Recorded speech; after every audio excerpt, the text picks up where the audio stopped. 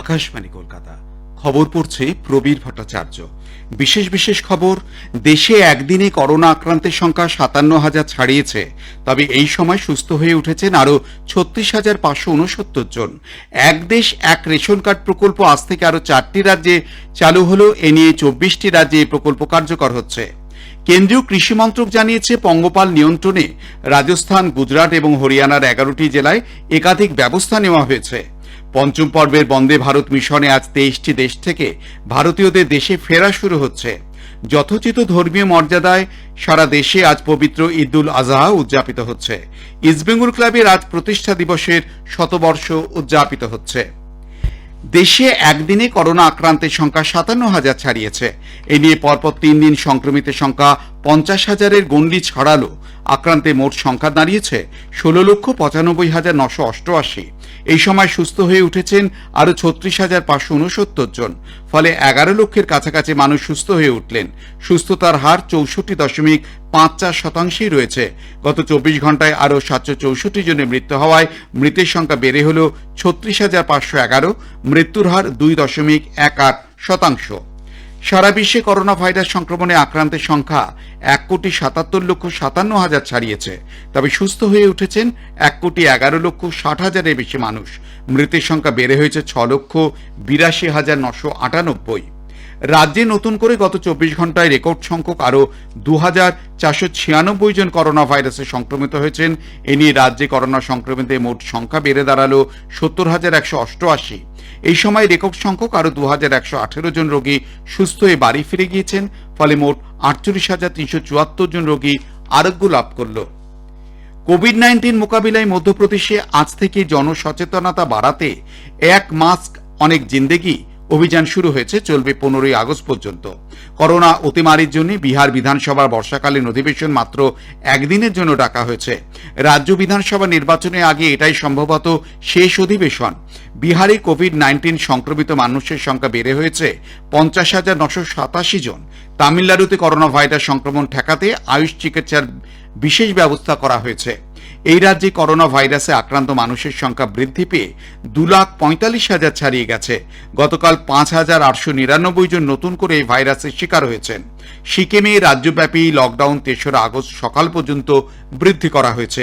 মহারাষ্ট্রে নতুন করে আরও ১০,৩২০টি করোনা সংক্রমণের খবর পাওয়া গেছে। এর ফলে রাজ্যে কোভিড-১৯ আক্রান্ত মানুষের সংখ্যা বেড়ে হয়েছে ৪,২২,১১৮। একদিনে মৃত্যু হয়েছে ২৬৫ জনের। গুজরাটে করোনা সংক্রমিত মানুষের সংখ্যা ৬১,০০০ ছাড়িয়েছে। গতকাল আরও ২৩ জন কোভিড-১৯ আক্রান্ত হয়ে মারা গেছেন। কর্ণাটকে নতুন করে গত ২৪ ঘন্টায় ৫,৪৮৩ জন করোনা ভাইরাসে আক্রান্ত হয়েছেন।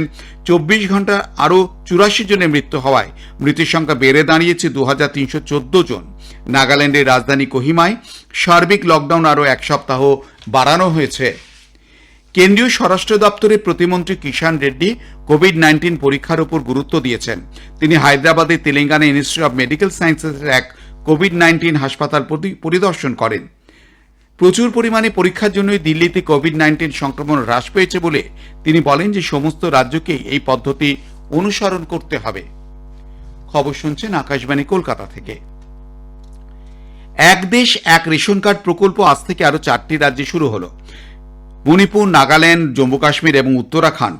এর ফলে বর্তমানে ২৪টি রাজ্যে এক দেশ এক রেশন কার্ড চালু হওয়ায় ৬৫ কোটিরও বেশি মানুষ খাদ্য নিরাপত্তা আইনের আওতায় উপকৃত হবেন। কেন্দ্রীয় খাদ্যমন্ত্রী রামবিলাস পাসওয়ান বলেছেন, সুবিধাভোগীরা সংশ্লিষ্ট রাজ্যগুলির রেশন দোকান থেকে তাদের খাদ্য সামগ্রী সংগ্রহ করতে পারবেন।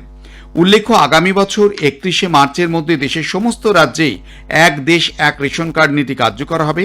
এর ফলে ৮১ কোটি দেশবাসী এই প্রকল্পের আওতায় আসবেন। কেন্দ্রীয় কৃষি মন্ত্রক জানিয়েছে, রাজস্থান, গুজরাট এবং হরিয়ানার ১১টি জেলার পঙ্গপাল নিয়ন্ত্রণে একাধিক ব্যবস্থা নেওয়া হয়েছে। গত কয়েকদিন ধরে ৩৭টি স্থানে পঙ্গপাল নিয়ন্ত্রণে একাধিক অভিযান চালানো হয়েছে।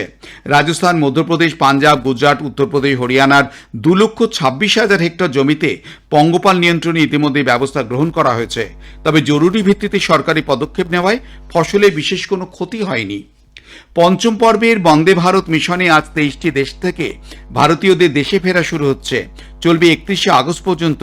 দূরদর্শনকে দেওয়া এক সাক্ষাৎকারে অসামরিক বিমান পরিবহন মন্ত্রী হরদীপ সিং পুরী বলেছেন, বন্দে ভারত মিশনের বিভিন্ন পর্বে 8,45,000 ভারতীয় দেশে ফিরেছে। পঞ্চম পর্বের মিশনে 1200টি উড়ানের ব্যবস্থা করা হয়েছে। মার্কিন যুক্তরাষ্ট্র, Canada, Britain, Germany, France, Australia, New Zealand, Malaysia, Philippines, Singapore, Bangladesh সহ উপসাগরীয় দেশ থেকে ভারতীয়রা ফিরবেন। গত 6 বছরে দেশজুড়ে স্বাস্থ্য পরিষেবা গড়ে তুলতে সরকার একাধিক পদক্ষেপ গ্রহণ করেছে। কোভিড-19 মোকাবিলায় এই পদক্ষেপ গুরুত্বপূর্ণ ভূমিকা নিয়েছে বলে আয়ুষ্মান ভারত প্রকল্পের মুখ্য কার্যনির্বাহী আধিকারিক ডক্টর ইন্দুভূষণ জানিয়েছেন। আকাশবাণীকে দেওয়া একান্ত সাক্ষাৎকারে তিনি বলেন, মানুষ এখন অনেক বেশি উচ্চ গুণমান সম্পন্ন স্বাস্থ্য পরিষেবা পাচ্ছে। সরকারের ধারাবাহিক কাজের ফলেই তা সম্ভব হয়েছে। প্রধানমন্ত্রী নরেন্দ্র মোদী দেশে মোবাইল টেলিফোনের 25 বছর পূর্তি উপলক্ষে টেলিকম ইন্ডাস্ট্রিকে অভিনন্দন জানিয়েছেন।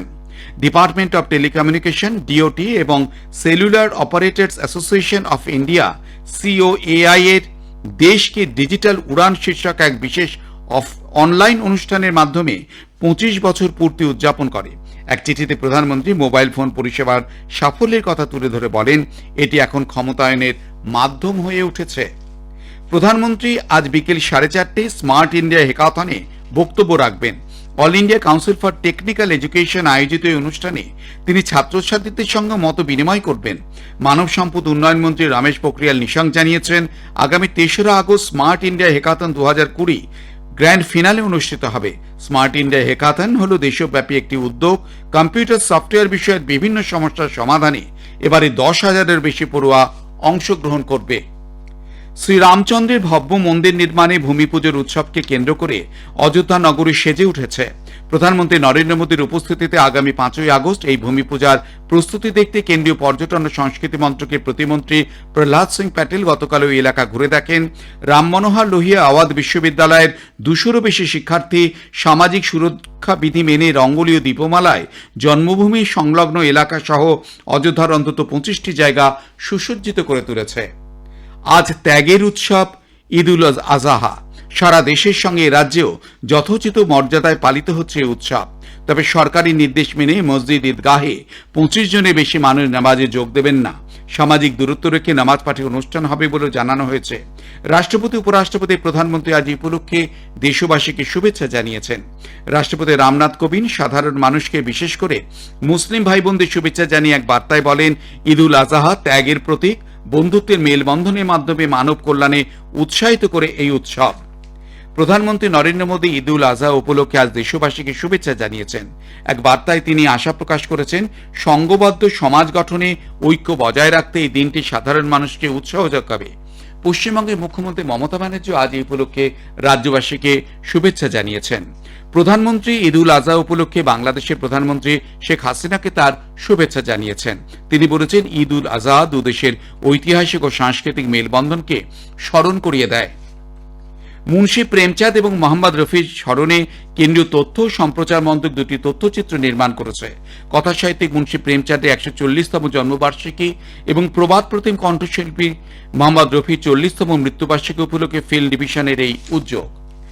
ইস্টবেঙ্গল ক্লাবের আজ প্রতিষ্ঠা দিবসের শতবর্ষ। করোনা অতিমারি বিধিনিষেধ মেনে দিনটি উদযাপন করা হচ্ছে।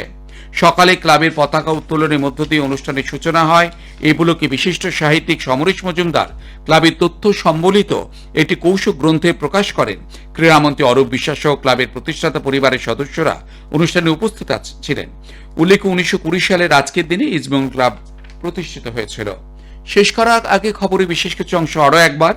দেশে একদিনেই করোনা আক্রান্তের সংখ্যা 57,000 ছাড়িয়েছে।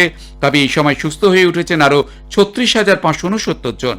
এক দেশ এক রেশন কার্ড প্রকল্প আজ থেকে আরও 4টি রাজ্যে চালু হলো। এ নিয়ে 24টি রাজ্যে প্রকল্প কার্যকর হচ্ছে। কেন্দ্রীয় কৃষি মন্ত্রক জানিয়েছে, পঙ্গপাল নিয়ন্ত্রণে রাজস্থান, গুজরাট এবং হরিয়ানার 11টি জেলায় একাধিক ব্যবস্থা নেওয়া হয়েছে। পঞ্চম পর্বের বন্দে ভারত মিশনে আজ 23টি দেশ থেকে ভারতীয়দের দেশে ফেরা শুরু হচ্ছে। যথোচিত ধর্মীয় মর্যাদায় আজ সারা দেশে পবিত্র ঈদ উল আজহা উদযাপিত হচ্ছে। ইস্টবেঙ্গল ক্লাবের আজ প্রতিষ্ঠা দিবসের শতবর্ষ উদযাপিত হচ্ছে। খবর শেষ হলো, পরে খবর স্থানীয় সংবাদ 1টা 40 মিনিটে।